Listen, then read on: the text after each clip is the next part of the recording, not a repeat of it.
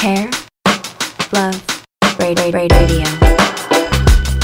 You're listening to Hair Love Radio, where we get into the nitty-gritty of what it takes to make your dreams a reality, start unlocking your potential, and live your best life, helping hairstylists, creatives, and girl bosses spread their awesome and light like confetti. You were made for awesome. Hi, welcome back to Hair Love Radio. I'm your host, Elizabeth Faye, and I'm super excited today a few things. So today is a very special day. If you're listening to the podcast on December 3rd, this is our Reach for the Stars event for Hair Love Retreat. And so I am probably on stage crying my eyes out, hugging my tribe, listening to the amazing speakers. If you're at the event, you're listening to this later. And oh my gosh, how was your day? I want to know everything. But anyways, if you didn't know, we're doing an event in LA with so many incredible artists. We have Larissa Love, who's Larissa Doll. We have Shelly Gregory. We have my boo, Jamie C., who's Pretty Little Ombre on Instagram. We have OMG Artistry, Olivia Smalley, doing a keynote all on social media. We have Cascading Color, who's Cassandra, who's also a Redken ambassador with me. We have the famous Rebecca Taylor. We also have some surprise artists, a performance. Danny J, who you guys heard on the podcast multiple times, is doing an awesome keynote all about rewriting your story. So that's bomb. I'm doing a keynote. So much shit, awesome swag. If you have not been to our events before, just the aesthetic and design is really fun. So lots of good stuff. It's an amazing time, and our tribe is just really welcoming and loving. So they're great events to go and connect with like-minded people and create business relationships that really can be grounded in a true friendship. They're really amazing. So yay, today is Reach for the Stars, and I'm so happy about it. But anyways, it is also almost the new year. So with it being 2019, I talked about on the podcast last week with Danny all about my Crushing Goals worksheet, which if you didn't go download it, go ahead and listen to the last episode, which was episode 14. And in the show notes in episode 14, we actually gave you a free PDF workbook that you can download and walk through the goal setting steps that we lay out for you and why with us. So that's pretty cool. But the last part of it in the workbook is I talked about opting out. So this is what I want to talk about today because I'm just going to get really real with you guys. So there's been like so many changes in my personal life in the last 4 years, but honestly, the last 2 years, here's like an idea of how things have changed. I've grown multiple six-figure companies. I have dealt with all of these single mom things that I've been working through. My child has been actually going through a lot of stuff that we've been working through personally in our family that's been hard. And I would actually love to talk about it in another podcast because my heart is really with women raising businesses and babies. And so I love all entrepreneurs and creatives, but I definitely have like a really soft spot in my heart for that. So just like a lot of mom guilt, and my son Strider is 5 and he's been dealing with a lot of different things that I've been working through and just trying to find answers to. So that's been hard. My boyfriend, who's wonderful and business partner, who has not been on the podcast yet, but we'll definitely have him on. He's one of the magic people in our business behind a lot of our videos and just visual effects you guys see. There's a lot of magic people, but he's definitely does so much for the company.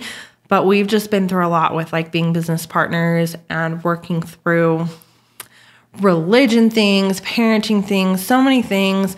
And we've employed a lot more people in our company. We've now are actually opening up a Hair Love headquarters, which is really cool. And I'm excited to show you guys more of that on Instagram. But there's just been like so many changes. And so when you go through something like this, you really have to control your space and your mindset because there's so many things coming at you. There's so many balls in the air, a lot of responsibilities. And some of you are probably like nodding your head. Obviously, we have different journeys, but you probably feel like you have a lot going on, right? Maybe it's a salon, clients, you're educating children, spouses, loved ones, pets, people dying, disease, all these things. So we all go through a lot of shit. But it's just been like a really crazy 2 years. And so something that I've been really kind of like meditating on and thinking about lately are what are changes I can make in 2019 that really will help me inside out. And so when I say inside out, what I mean is like really evolving and making changes in my heart and my mind, because that's going to help me literally from the inside out. And so one of the things that I have come to the conclusion of, and I'm going to share it with you guys, is an opt-out list. So I have been writing down everything in my life I'm opting out on. And we talked about this a lot in the last episode, but so when you opt out of something, it means you're making a very intentional decision to not spend your time, energy, money on that thing anymore. So you are done. You're like retiring, you're evolving past this thing. And a lot of the things that I feel like I'm opting out of are mental things, like, and emotional things. And so I want to talk about this a little bit. So what I really, really want you to do is download that PDF and walk through this, or just grab a piece of paper, or later after you hear this episode, do it. But so opting out, I wrote down just on a piece of paper, and I'm still working on it because there may be more things that I'm coming up with, but I wrote down everything that if I were to not do it anymore, it would just make me feel like, like so much better. So these were things I wrote down. And so examples of that, like, I'm just going to give you personal examples and then general examples. So I'm opting out of a lot of cleaning and cooking. Like, it's just not going to happen in 2019. No, I'm not going to let my house be destroyed. But yes, I'm going to delegate that out to someone else to help me handle. And it's something that, like, I'm going to take that a step even farther. So when you choose to opt out of something, there's a story attached to really everything that's a part of our lives. And so the last part of the workbook, we have the opt-out list and we have the storytelling page. And so on that page, you're going to write down, so the story that you tell yourself about cleaning and cooking. So here's going to be my story. My story is that to be a good woman, to be a good mother, to be a good girlfriend, wife, whatever, I have to do these Betty Crocker sort of things and be this Martha Stewart figure in some percentage to like qualify as being a good woman in my own like twisted eyes that whatever could like tie back to the way I was raised or my religion I was raised in or whatever the hell it is. And so I write that story down that's like, I'm not a good mom unless I cook and clean. And I'm going to rewrite that story to be, I am the best version of myself to my loved ones because I choose to spend quality time with them, looking in their eyes and doing activities with them versus scrubbing the floors and toilets. And so therefore, I am the best version of myself to my family. Does that make sense? Another thing could be, and this is like something that I actually don't do as much anymore, but I know I just see a lot of posts about it on Instagram and DMs. So I'm going to talk about it. Let's talk about Instagram. So maybe you're going to opt out of how much time you look at other people's profiles or how much time you're going to spend comparing yourself to people, right? Like that is such a horrible activity. You are not doing anyone a favor by like feeling like shit and comparing yourself to someone else's Instagram, let alone your business and your tribe and the people you service. That's something like I want you to opt out of because opting out of that feels so good. And maybe when you're in like a healthier place, you won't have those emotions as much. I see a lot of people talking about like staying in their own lane and things like that. And so this is how I look at it. If you're in a space of creating things or writing things or inventing things, and I mean, this could literally be like your own curriculum for a class you're teaching or whatever that may be, I don't think that's a great time to be inspired by people who are air quotations competitors in your vein. I think that's a really great time to self-reflect and to spend time creating versus like being inspired by people and having that affect your energy and your vibe. So I think that's something you should opt out of. With that being said, I spend time on Instagram every single day, engaging with people, commenting back, but I definitely am so focused on what I'm doing and my heart is in the right place that it's not something that is taking energy away from me. So I want you to really opt out of anything that's sucking energy or confidence or drive out of your company or business or heart and soul, and really just completely opt the fuck out of it. So like if you have to mute someone, I don't care what you have to do. That's like a really great thing to opt out of. And honestly, I just opt out of like exploring on Instagram a lot. I get on Instagram to engage with my tribe and my customers, and then I'm out. Like I'm done. I think it's really good to set boundaries like that for yourself and to definitely like derive inspiration and like happiness and success and sharing things with people online.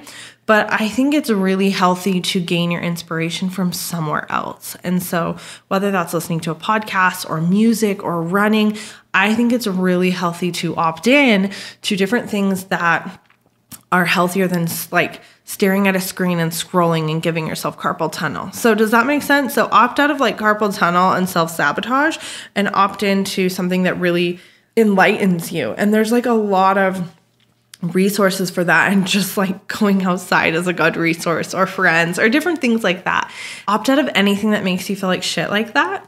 And also, it's always great to ask yourself like why. Like I'll always ask myself like, why is it that cleaning isn't something that's like something I want to opt into or makes me feel good? It's because it takes so much time away from my family, and I already have so little time with them that that's something that I want to trade in. Does that make sense? So if you're like, oh, I want to opt out of looking at so-and-so's feed or whatever, I do want you to ask yourself why. If you're like, oh, it's because I'm just, really jealous, or she makes me feel this way, definitely like take a step back, but maybe figure out what are steps you could take to approach that healthier, and see how you could collaborate or support that person versus self-sabotaging yourself. Because you're not helping them, and you're not even sabotaging them. You're really just sabotaging yourself.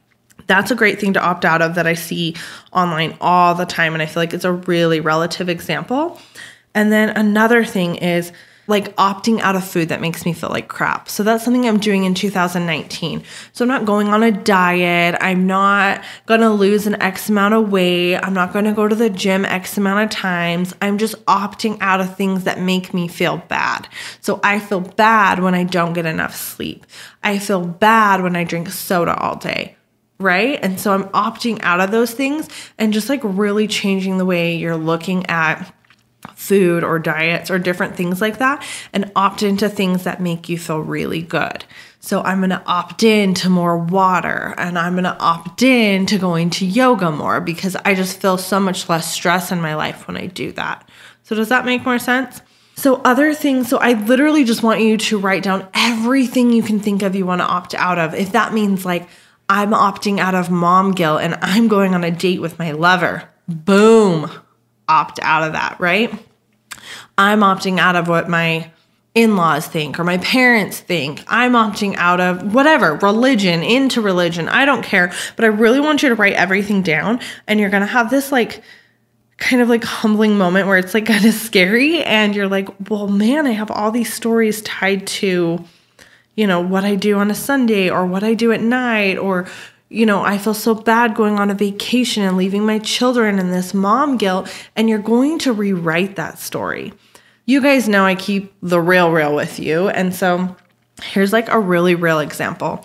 I have always put my work as a priority over self-care. Like it's something I've literally talked to therapists about. It's something I make goals to work on all the time. It's just like my natural instinct to do that. And so one of the ways that I do that is I don't go on vacations unless they evolve around work, or they better my business, or they grow something in my company. I just am not interested because I think it's selfish or X, Y, and Z. So I have opted out of not taking vacations and opted into vacations. And with that, like a lot of things and stories started coming up for me that are like really personal, and things with my ex-husband and the way that verbal abuse affected me in our marriage, and horrible things I was told that I allowed myself to believe. And I wrote them in my heart and soul as a story that because I already work so much and I do this to provide for my family, how dare I take a vacation? How dare I drink a margarita on the beach? Who am I to do that to my poor child who's being abandoned, right? So I have this whole story that I feed to myself, and that it literally shakes my soul to go against it. And so here's this last year, I went on 2 really amazing vacations. I went to Paris and I went to Barcelona. Totally separate trips with my boyfriend, no kids. And you guys, I had full-on anxiety attacks about going. Like, break up with my boyfriend bad anxiety attacks, because this story was so embedded on every bit of my soul, my mind, my heart, that it was one of the hardest things to go on a vacation. Isn't that like crazy?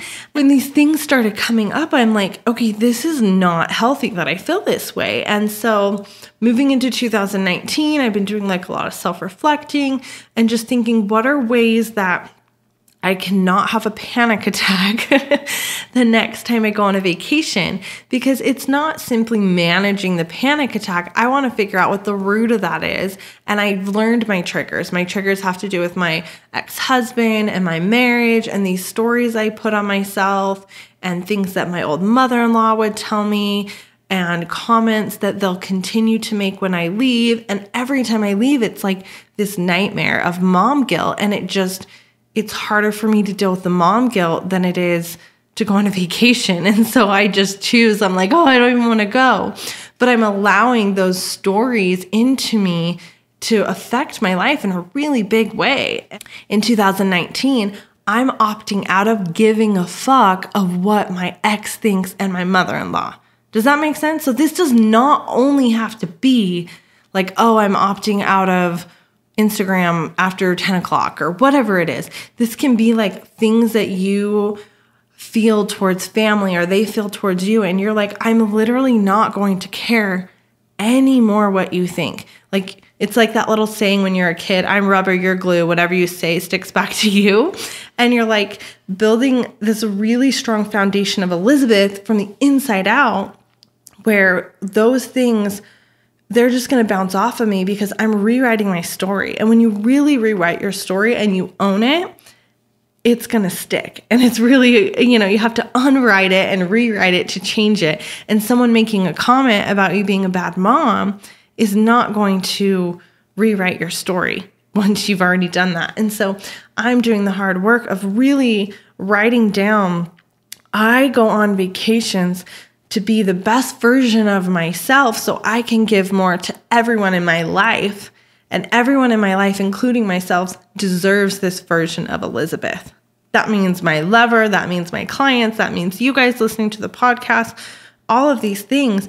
I give you better content if I go to Spain, and I probably will have a better time in Spain if I don't have a panic attack about it first, right? And like destroy my whole life right before.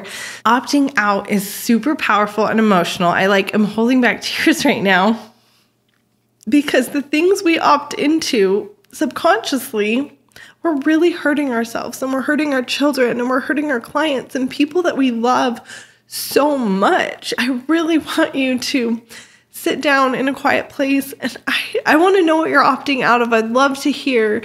One of my favorite parts of my coaching program is that we share with each other. And so I really liked that about this podcast is like we're building this community where we can share with each other. So I want to know, seriously, freaking DM me and tell me what you're opting out of. I love it so much, and I would love to share it on the podcast. But anyways, so you are stronger than your thoughts if you take control of them, right?